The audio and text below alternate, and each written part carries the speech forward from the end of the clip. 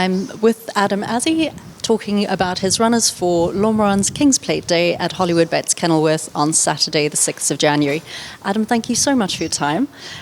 You are saddling 3 horses on the day, starting out with race 3, ready to charge. They've had one previous start in Cape Town, putting up a good run in the sophomore sprint. How are they doing at the moment? Yeah, look, he's running the sophomore. I think was quite a good run considering he missed the break in the manner in which he did. He had a hell of a lot to do and he's got a really good turn of foot. It was first time Richard had sat on him and he made up a lot of ground, probably at the wrong time in the race, hitting the front a little bit early and having to come from off them after missing the break. Utilised probably his most accelerating factor, which is his turn of foot at the wrong time of the race. So I think the run itself was a good run. It was very disappointing because there aren't many races like that for the young 3-year-olds available. So that was the race that we intended to bring him down for. However, you know, that's racing. You've got to take the good with the bad. The rub with the green didn't go our way on the day. He is taking on a lot of good older horses this time out, receiving a bit of weight. I do think that it's a very tough race for him. However, he didn't come down for a holiday, so we had to look for what was next available for him, and this is probably the next best option. As I said, I think he's got a hell of a lot to do with regards to his well-being. He went a little bit off after the last run and he's come back to himself. So he's going into the race in a really good shape. He's got Muzi back on him who knows him.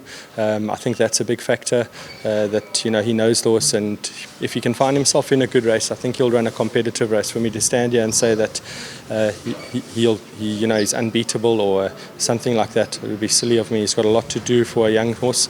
If he had to run in the first 3, I think it would be a great performance from him. Fantastic. Okay, and then race 4 is the Group 2 Cartier Scepter Stakes over 1,200 metres. You're saddling Give Me a Shot and Kiss Me Captain, who I know is quite a special horse for you guys. How are they doing at the moment? Yeah, both fillies are in a really good space. Kiss Me Captain last year, I decided that I would bring her down for the Scepter and that she would come down for the Cape season, and this would be her main goal. The field itself looks to be quite a competitive field. I think there's probably one of 8 runners you could warrant chances in the race.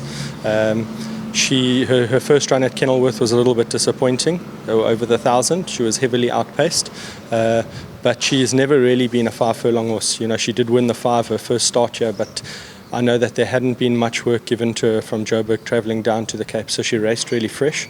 Her 400 to finish at Durbanville was really good, but it is a quick track. I do think that the 1,200 at Kenilworth is going to suit her. She's in a good space, and I think she'll run a really good race on Saturday. Give Me a Shot. This is her prep run for the Majorca. However, the last time out at Kenilworth, first run after a break, she raced a little bit keen.